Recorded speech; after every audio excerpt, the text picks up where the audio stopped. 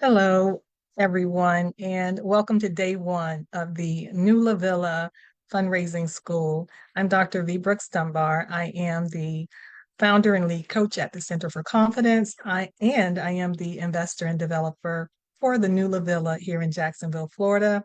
Behind me, you can see our future rendering of the new LaVilla.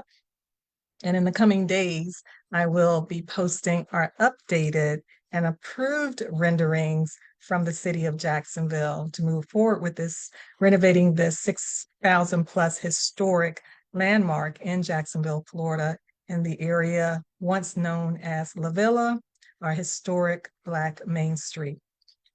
I wanted to start this fundraising series because I realized something that was very important, and that was that fundraising and anyone who has experience in fundraising, especially in my case with more than 10 years of experience and a 50% plus success rate, that I should support and share my knowledge and my expertise with everyone else out there who is trying to raise and generate funds. This crowdfunding space is new for me. And so this is also a great opportunity to share the journey of raising for the new LaVilla. Currently, we have a $500,000 fundraising campaign that we are slowly launching this month. And this will support a $2 million raise with a capital stack that will involve lending as well as some bank lending, financial lenders, traditional lenders, as well as some hard money lenders. When it comes to fundraising, I want to start the conversation around how do you frame out and get ready to prepare for a successful raise. So I will go ahead and share my slides.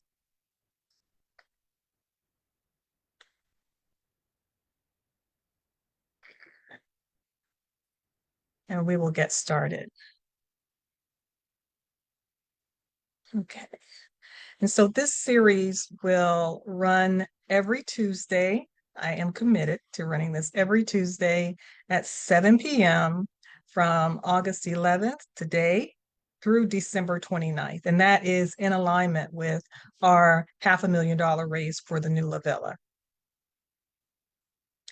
The purpose of these webinars will be to help other current individuals who are involved in raises or future fundraisers to break down and talk about the fundamentals of fundraising and any challenges that they are experiencing in real time.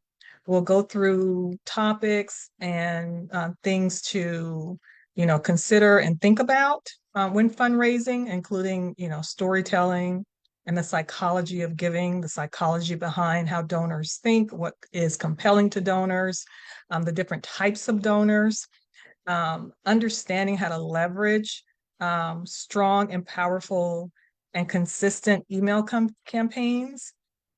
We'll talk about capital campaigns. These are campaigns that are similar to mine, which are brick and mortar campaigns, although my raise is not to raise a building, it is to develop an existing building. And we are going through the crowdfunding type of raise versus more traditional capital campaigns where individual donors and corporations support those campaigns. Examples of those are when you see buildings with individuals' names on them. Those were likely part of a capital campaign where an individual gave a significant amount of money to have their name on that building. We'll talk about major gifts. Donors like that would fall into the category of major gifts. These are not your individual everyday small donations that come in from individuals. These that come in from the community and individuals in general. These are individuals who have significant wealth who contribute to your campaign. And then you have crowdfunding, which since the Jobs Act has become a reliable method for many to raise funds. So we'll talk about that because it also has its downsides as well, as I'm learning and I'm going to share. You have your peer-to-peer fundraising, which falls in with the traditional fundraising types where you have a campaign committee of community leaders or individuals who are raising, but also share your information on their pages and continue to raise as secondary raisers, I would call them. And then, of course, you have sponsorships coming in from individuals who want to simply become a sponsor or support a particular part of the raise, or to continuously become a ongoing sponsor as long as the campaign is active or even after the campaign is active. And of course, grant writing, which is how I initially got into fundraising. And, my success, I do believe, had everything to do with the fact that I have a journalism background and a marketing background. And so that background definitely made a difference in how I wrote proposals, as well as how I positioned and framed out the need. So you have, the typical format for writing a proposal. There's a need statement, and the need statement is what kind of case are you going to make that will make your project stand out above other projects. Hello, Detrick. I'm going to walk through this brief slide deck, and then if you have any particular questions that you want to present to me, please put those in the chat, and I'll circle back around once we start having a conversation about the type of race that you're in, and I'm more than happy to give you any insights or advice based on my experience. Welcome. Sure thing. Thank you. So you're very welcome. And so grant writing is very important for nonprofits and traditional organizations that raise. Very lately, and I used to say in the past, when business owners would ask me if there were grants available for them, I would say absolutely not. You're a for-profit business, and your revenue is tied to if individuals feel that you have a service or a product that they want to purchase. So businesses are competitive entities who are not typically traditionally grant writing or grant recipients. But since COVID-19, that has changed tremendously. Now, for-profit organizations who are carved out as those that are underserved or have a high risk of failure due to external circumstances beyond their control are now receiving grants. Social media fundraising has come along with, of course, social media, online platforms, and there are many campaigns that are specifically centered around raising through social media platforms. Every year, I believe it was Amazon that used to have a online fundraising campaign that every nonprofit could participate in. There are parameters to all of these fundraising campaigns, but those have become common, frequent fundraising activities that we see. And organizations should participate in those hands down. For the companies on the other side, these programs are marketing campaigns for them. So there's always a benefit on either side. So for the companies that are responsible and involved with these, it's really about collecting information and collecting email lists and building out their potential client market or portfolio of services. And so it's a win-win for everyone. Even though with so many people getting involved on social media, the chances of winning decrease as more people get involved, but still, you still want to have your nonprofit or your organization involved as a participant. Donor stewardship is something where I see organizations and nonprofits completely drop the ball on this. And so when I was working in university advancement, and so there are these words that you have to understand as well when you're working in the nonprofit sector. The word development officer, I was a development officer. I was an advancement officer. I was a grant writer and researcher. And understanding that these are some of the language that describes how organizations classify their fundraising team or identify their fundraising team, development officers, advancement officers, and then, grant writers are are pretty clear, but these are the names that are associated with different types of organizations and their teams. For um, one of the reasons why I wanted to have this workshop as well was that there's so much information out there now about grant writing, companies that help individuals to obtain grants and grant, you know, development services. Primarily now there's a huge uptick in those that work with for-profit businesses. And what I want everyone to understand is that grants, as with any other type of service or product or business or agency, nonprofits are just as competitive as for-profits. And so this is a very competitive space. Anytime an organization is putting information out that they're going to help you to win grants, you want to think about that more broadly in terms of they can give you the baseline information as I'm giving you the baseline information, but the world of grants, of grant writing, of fundraising is extremely competitive. And that's when we get to making the case. How do you stand out? Timing is critically important. I remember when I was on the team with the American Red Cross, working with one of the team members there. And he said to me, the best time for us to raise is when there is a disaster. We bring in the most donations during critical times. And so whatever your organizational mission or strategy is around fundraising, you want to time that to when people are more than likely paying attention on a larger global scale, but also time it as well in terms of making sure you have the lead time to prepare. And so if hurricane season is coming, the American Red Cross knows that, they have time to prepare these critical campaigns, and they've been around long enough now to where it's automatic. Those donate advertisements, donate to the Red Cross, donate to this particular region, donate to this particular earthquake, hurricane fund, what have you. They just roll those out like clockwork.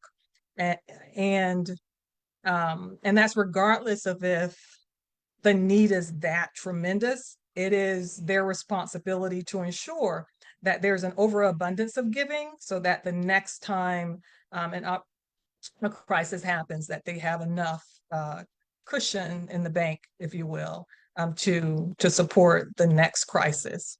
And so there are also different fundraising types. And so I want to talk about that as well. Okay, so this is our key slide that I want to work from. And I want to know if you are in an active campaign currently, or if you are thinking about having a fundraising campaign. So if you can put that in the chat, that'll help me to frame this out for you. But I would also like to know if you have any particular questions, go ahead and put that in the chat as well, or just ask me at any time during this presentation. Do you have any questions so far?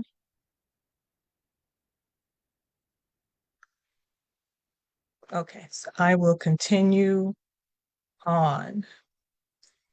So there are numerous ways to raise, and how you raise depends on the organization type that you're in, the list that you have of current followers or current email lists and what have you, and the cause. What is it that you're raising for, and what is the case that you want to make for support. So, so for example, with the new LaVilla, our theme is centered around restoring our forgotten spaces, stopping the tear downs, reinvesting in our lost and abandoned main streets. And the cause specifically is to restore the new LaVilla, starting to raise with just this one case study, and then using this case study to expand and build into other markets with additional forgotten main streets. So we've been talking to Boley, Oklahoma, for example, and Lexington community in Lexington, Kentucky, so that we can use this as a blueprint for success. And so it is so critical for us to hit our targets and to build this out with intention, but also to bring in as many people as possible so that we can hand this off as a template for other communities to make their case. Now, the case for support has several different lanes. This is an impact investment project, so we're looking at people who care about historic communities, who care about economic development, community development. So there are all these different themes. And what you want to do is align all these different themes with your potential client profile. And so you want to build out a profile of what kind of client, well, excuse me, I'm using the word client, but what kind of donor would appreciate this project based on this particular perspective. And so, for example, currently I'm looking at museums. And so museums have an abundance of donors who are interested in the history of LaVilla. And so I talk about the fact that this was a hotel, potentially one of the hotels that was in the Green Book, owned by a Black woman proprietress, and located in a city that was founded by former Union soldiers and freedmen. So for a person who loves, absolutely loves history, and I'm one of those people, that would be something that would pique their interest and would initially get them to sign up for the subscription newsletter or attend an event just to hear more. And that's all you're offering, is just for people to coalesce around you, just to hear more and to start to build out that community of common people that you think may have the highest probability of eventually wanting to give you financial support. And so that is the case. Another case for support is because this was a Black woman proprietress in the 1909, and I think she started the hotel, the Will Hotel, in 1920 something. But because this segment of entrepreneurs is the fastest growing segment of entrepreneurs in the US, then there's another case where you want to look at women who were entrepreneurs, business owners before the civil rights movement, around the time that Fannie Harvey, the proprietress, had her business, and who were also successful. And you want to tie that in with women today who are becoming entrepreneurs and who feel that there is an affinity to this project and an affinity to telling Fannie Harvey's story and an affinity to bringing back the new LaVilla, which will be an entrepreneurship center and co-working space.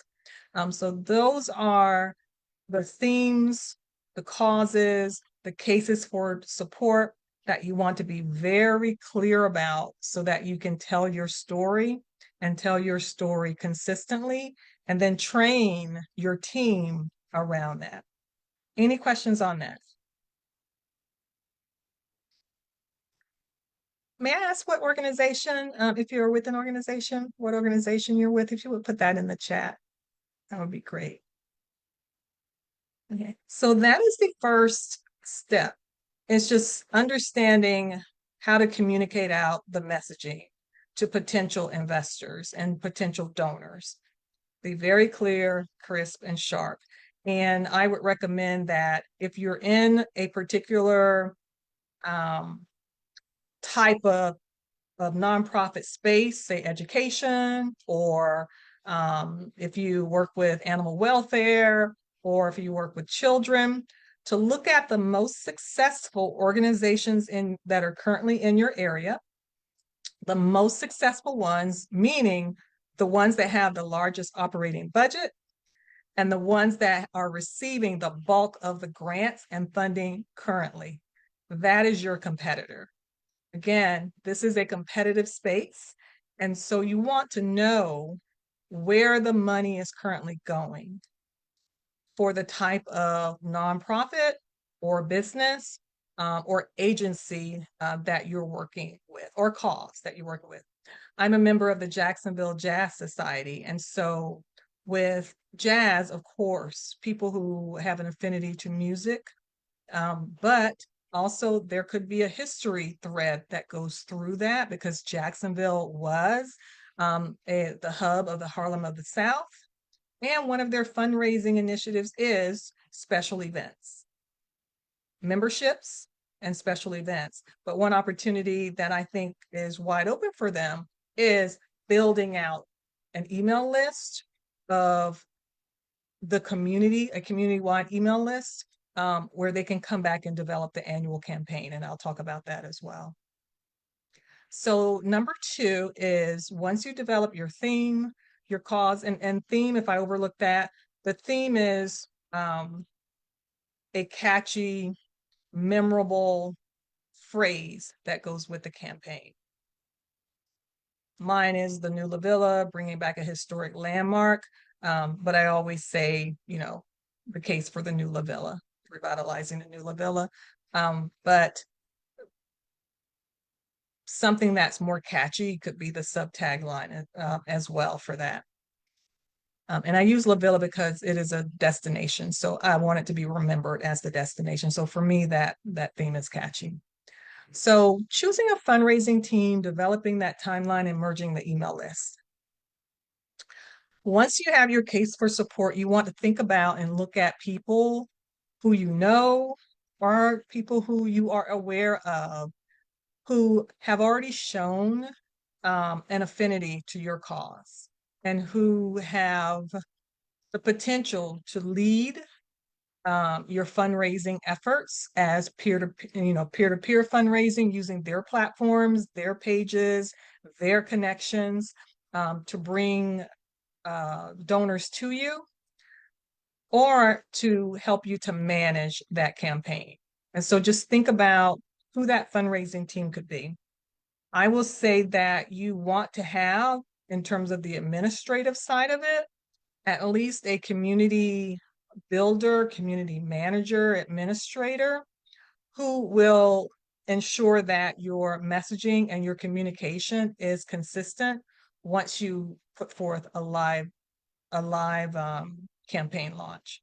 And so there's work to do ahead of that. So you want to build the team first. That's the administrative team, but you also want to think within that administrative team, do you have peer-to-peer fundraisers that could potentially support you as well? You want to bring them all in as early as possible. And you want to pitch the case, the cause, and the need to them. They all have to be on board and in alignment. The other great thing is that they can also help you to start generating ideas around how you can develop the different fundraising levels and fundraising channels. So you may have the capacity to produce an event. Events are time consuming. But if not, then what about looking at a fee-for-service item? So for example, for the new LaVilla, because I have started this story around women entrepreneurs, I am also developing a blog called Lost Fortunes, Lasting Lessons. And with that blog, I have a Substack account where we're building the audience, telling the story, but eventually we want people to donate to that Substack page. There's the fee for service there is voluntary, because they can still continue to have it for free, but they can also donate to that page. The fee for service product is, I will be developing merchandise. So I have the new LaVilla teas that we will start to sell. So there's a product there. But more specifically for the case for women and entrepreneurs, the Lost Fortune series will have its own specific product that speaks to women entrepreneurs. And so we're going to highlight all the people in that series, people such as Madam C.J. Walker, Annie Malone, who were Black women millionaires before the Civil Rights Movement. And we're going to put that into a apparel item that women would be interested in wearing. So we're excited about that. We just started working on that this week. And so the fundraising team is there. The timelines to roll everything out is absolutely critical.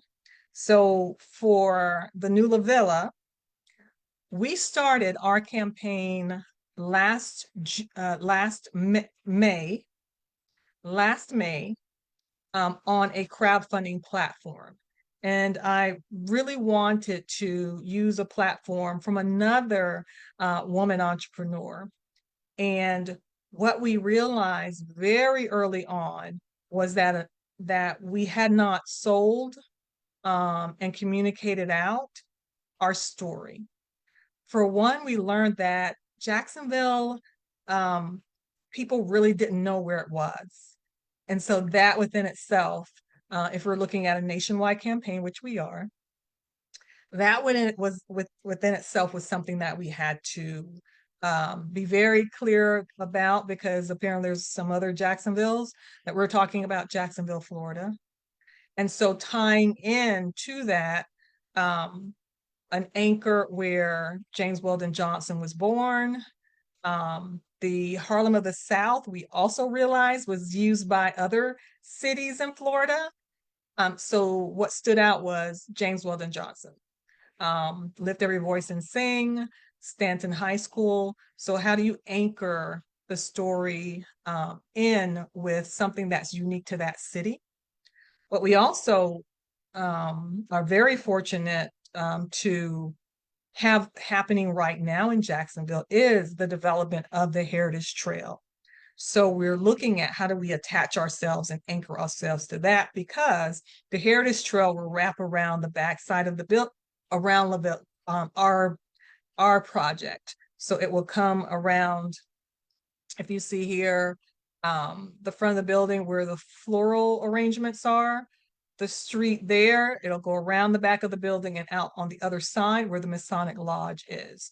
And so we have a huge opportunity for street traffic and foot traffic to come to that building as they appreciate the walking, the Heritage Trail, and the history of LaVilla.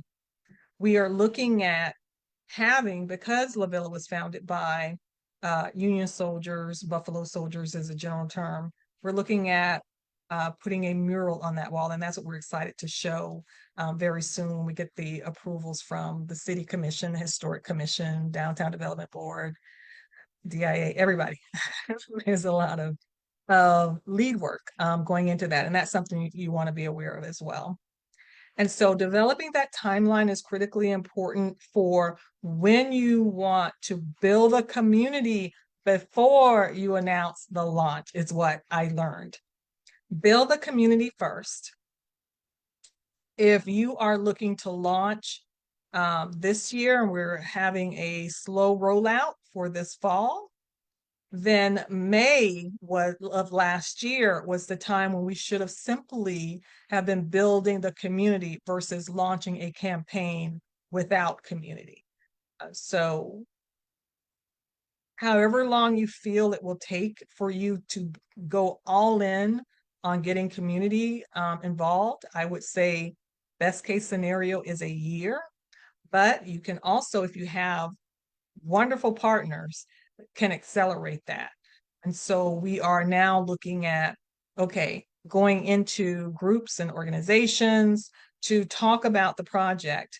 But we should have done that last May versus launching and on the back end realizing we're spending so much time on communicating cause and the case for support that we don't have time. There isn't really a window, a comfortable space to make an ask. So you want that ask to be very natural, and you want that ask to be reflective, like reflective, like a reflex, like, oh, we know about this project, we know who Dr. V is, we know LaVilla. Like, there's no education or learning to do anymore. This is a great project. It makes sense for me to donate or invest in this project. Once you start building that whole community out, you're merging those into an email list. And so that email list is going to be your best fundraising tool. That email list is your master fundraising tool, because all of your communication, all of your contacts, all of your activities, you want to make sure that you are constantly communicating out and putting information forward to that list of individuals who said they were interested in hearing about the project, learning about the project, and potentially supporting. So you can't go dark on them or have gaps in that communication. Once you start, you want to stay consistent about it. So, for example, with these fundraising webinars, that's part of the consistency that we're showing to get the word out about this current raise. Any questions on that? And I will say that a decent size list is going to be at least 5,000. And you want to build it from there. Okay. Okay. Texas State House, always fundraising, yes. Crowdfunding real estate projects. Okay, so I'll continue to talk about the new LaVilla and just go to a little bit more detail to help with that. Okay. And I'm a member of the Incremental Development Alliance. So one of the things that I started to do, because I was also new to, again, the crowdfunding, but also new to the commercial real estate investment category. You know, we invest in, you know, residential properties and homes, but the commercial real estate investment was new to me. And so Local Initiative Support Corporation had a development curriculum training program, but they were looking at individuals who had significant projects. And that's what I've learned as well, is that my project at 2 million is considered small. It's considered very small, that most of them would want to start at 5 million. And so when you're looking at commercial real estate development and donors who want to get involved with that, including banks and organizations, you want to see and know their profile, you know, their donor profile. And so you want to, again, build those out so that you're not wasting their time, and you can understand what is the best case position for support that you can put in front of them. And so the organizations that help with that, I wanted to make sure that we were connected in that way. I am not a member of Urban Land Institute, but I subscribe to Urban Land Institute information because the Jacksonville was designated as a supernova city in 2024, I believe it was. And so looking at other current and existing projects and going to those events where large developers also congregate is the learning ground, learning fields that you need to be part of as well. So I'm a member of Incremental Development Alliance, and Local Initiative Support Corporation just signed up for their newsletters just so I can see what was happening with this, you know, investment group. And then there was one more that is in Charlotte, I believe. Yes, Charlotte. And I almost I was thinking about just relocating to Charlotte just so I could take this, could be part of this training program because they were only looking for people in Charlotte. And and with that group, they were looking for small scale developers to train up. And that was a perfect fit for me. So if if there's a way, maybe we can collaborate and see if Charlotte can, uh, make their program virtual or portable. That would be amazing. One thing that I am doing as well, just to build the credibility of the project also, is to develop our own landowners group or committee in LaVilla. So currently there are three um, private property owners in LaVilla. My excuse me, four, because the Masonic Lodge is there, but I want to separate out those that are nonprofits versus those that are private individuals. And so for private owners, there are three of us that I'm aware of. And what I'm looking at doing is incorporating that association of small owners and developers in LaVilla so that we can have a collective voice to create change in that area and to have a say in what comes in that area. So that is something else that you can look at doing as well. When it comes to developing, you do have your city and municipal and neighborhood agencies. And so having a friend within the organizations, a friend within the city commission who can tell you what's coming and where you should be and when you should show up is also very helpful. So hopefully that helps as well.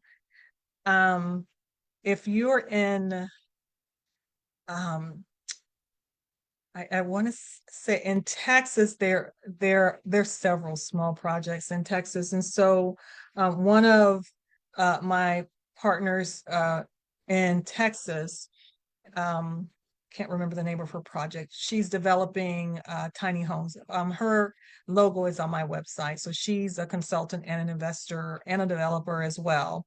And so that may be when you think about coming together. Yes, Cynthia. When you think about coming together, as a collective group to have a stronger voice, that may be something that you may think about as well. Yes, Cynthia Nevels. Thank you.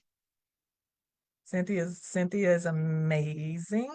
And so initially she was very helpful as a person to just give insight and to troubleshoot my thoughts and my concepts and using some of the resources that she's already used as well.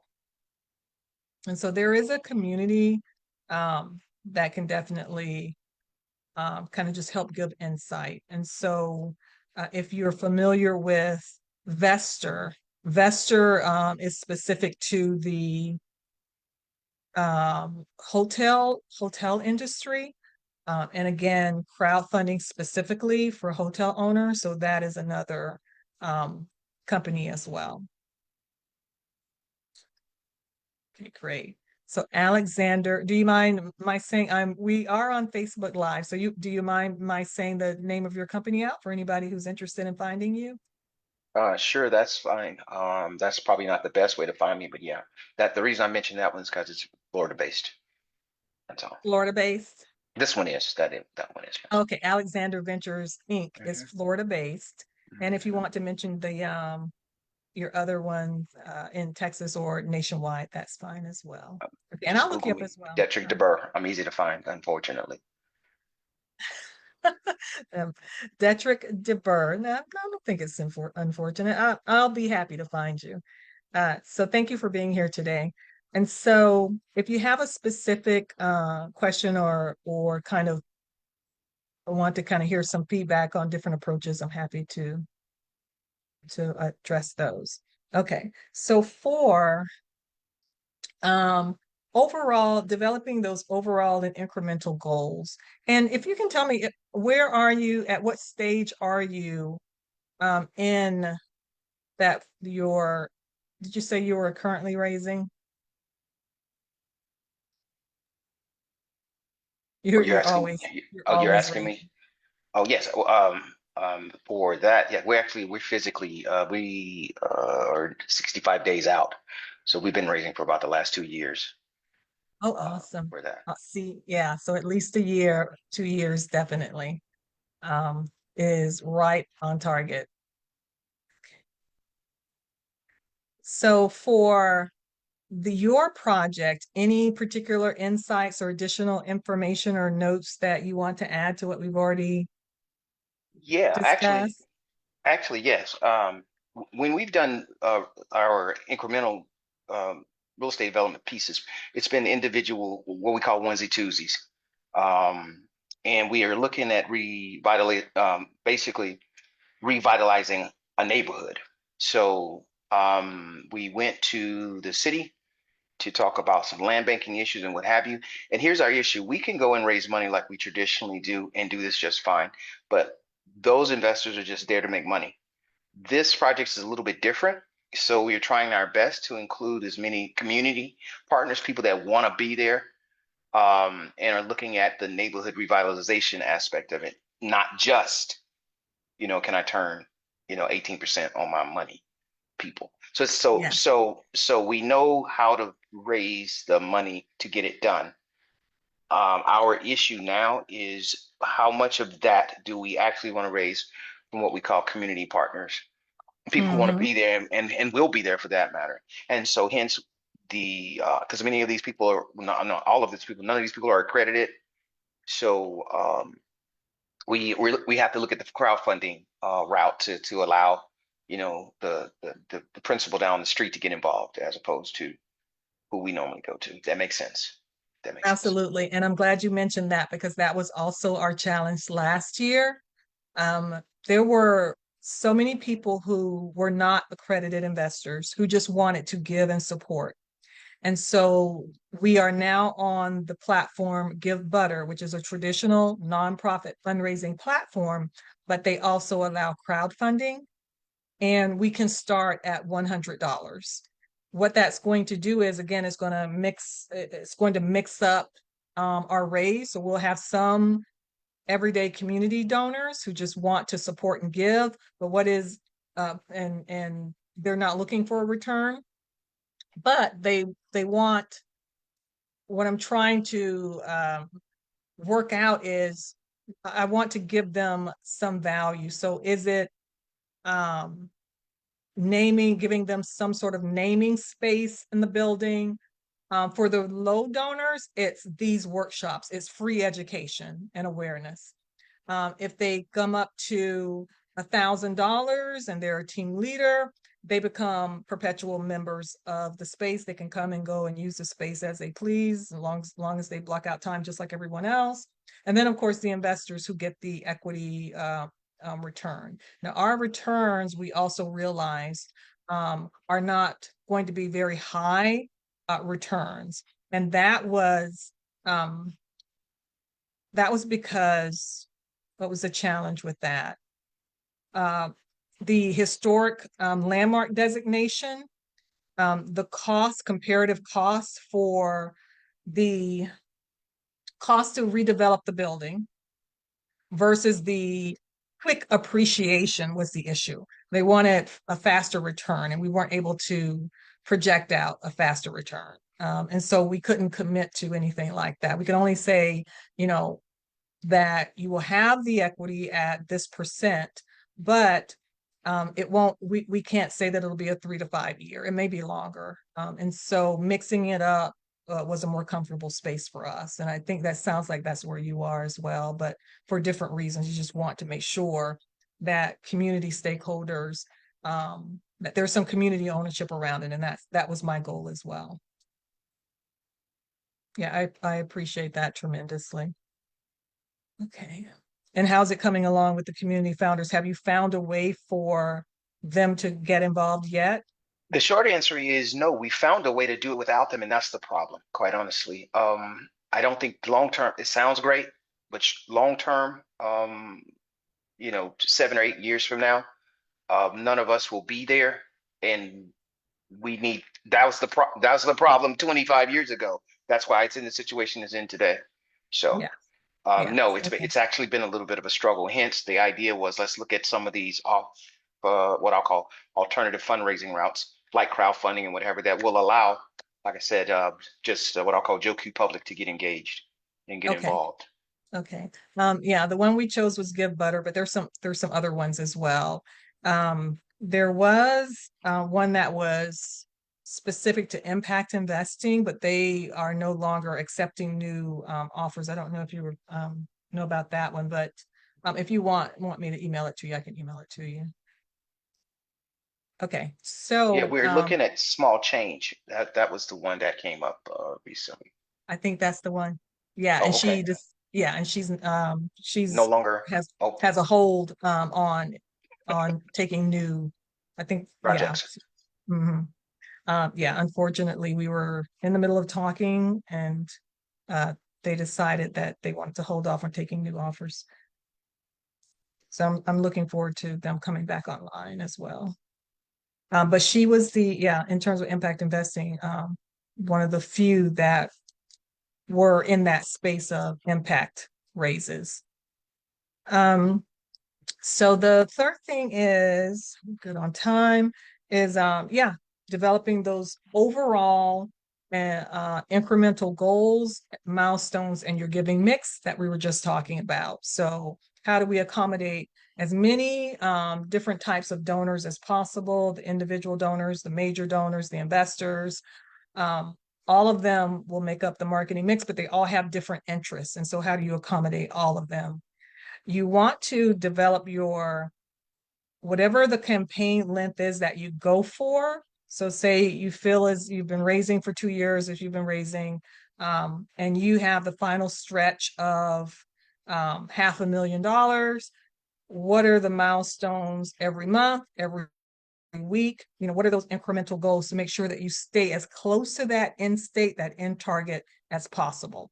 And so developing those and then choosing those team leaders who are going to lead those individual milestone pockets. So for example, if your pocket is every team leader, you have 50 team leaders. If each team leader raises um, $25,000, that's going to get you to your end game. So whatever that mix is, make sure that it's documented, noted, and everyone understands what their goal and what their commitment is. And when is that deadline to have those donations, those transactions in and confirmed.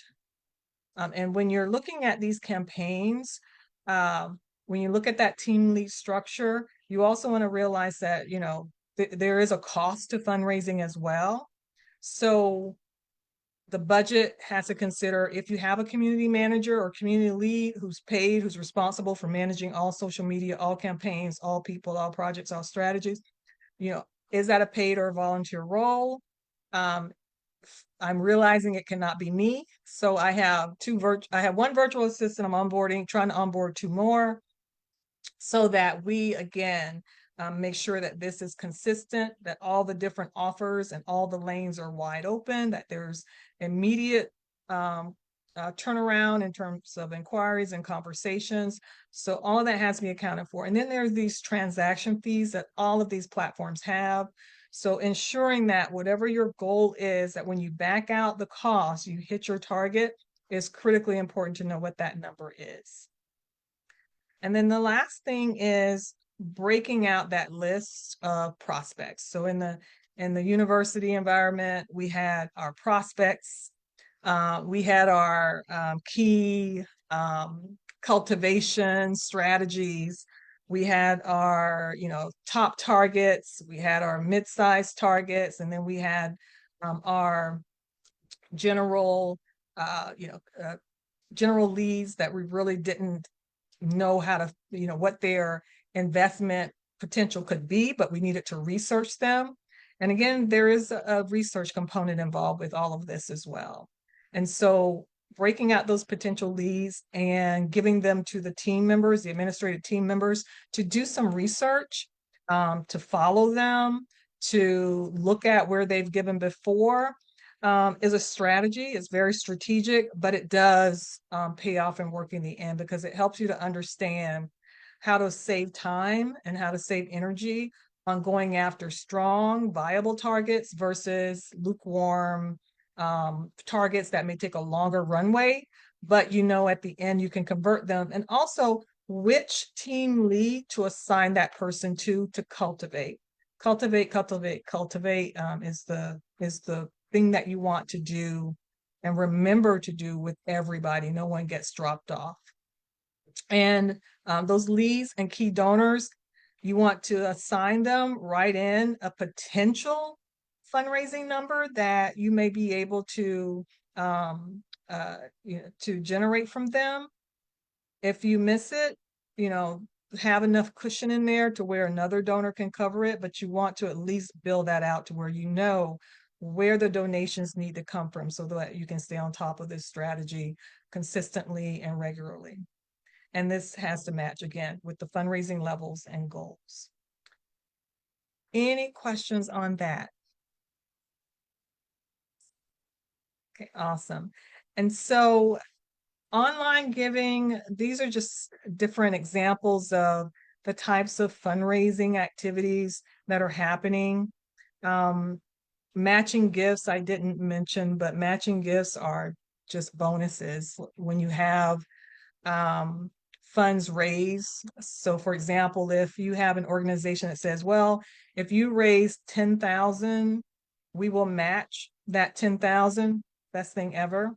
And so what could that look like for you? For the commercial real estate crowdfunding, potentially not so much, but I can see an individual donor absolutely saying that, well, if I raise this, then, I want you all to match this from my association or something like that they already have an affinity relationship with. Okay. All right, Detrick, any questions? Any remaining questions before I wrap it up? No, I don't. Thank you very much for this. Okay. When is the voting for the state house? Oh, November. First Tuesday in November. It's the 16th, so it's next week. Ours is the 18th. No, first Tuesday in November. First Tuesday in November. Oh, you're talking about, you all have already had your primaries. Yes, yes. Okay. Yeah, I'm sorry, I meant your primaries. Yeah, ours is next week. Right. We had ours in March. Oh, okay. That's early. Much success with that, for sure. Okay. So to wrap it up, this is our first webinar in the series. Moving forward, we wanted to stream this live on our YouTube page, but we had a glitch, so we're streaming it live on our Facebook page.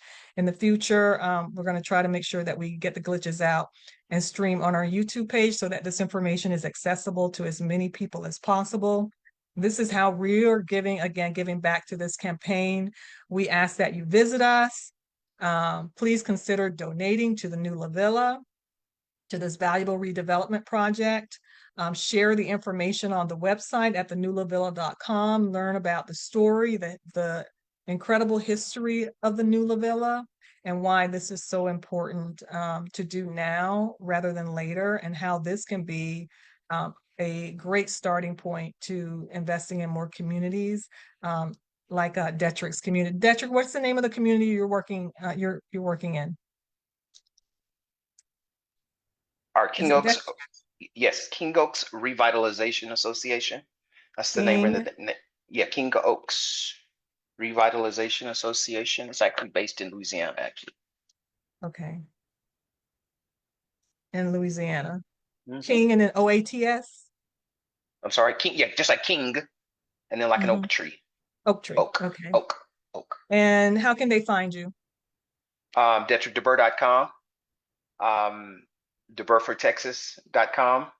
All of those things lead directly to me. But as far as the King Oaks, well, I think we have links on there also for that. Okay, DetrickDeburr.com. Okay, I'll be sure to find you. And you can contact me at seeme@thenewlavilla.com.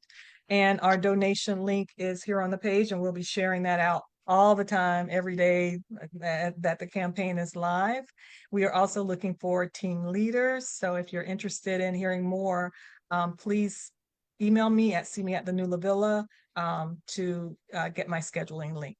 Thank you all so very much. We're right at 8 o'clock. I appreciate your time. Thank you so much, Detrick, for joining me, and I will hopefully see you again soon. Thank you. You have a good day. Thank you so much. You too. Bye-bye. Bye-bye.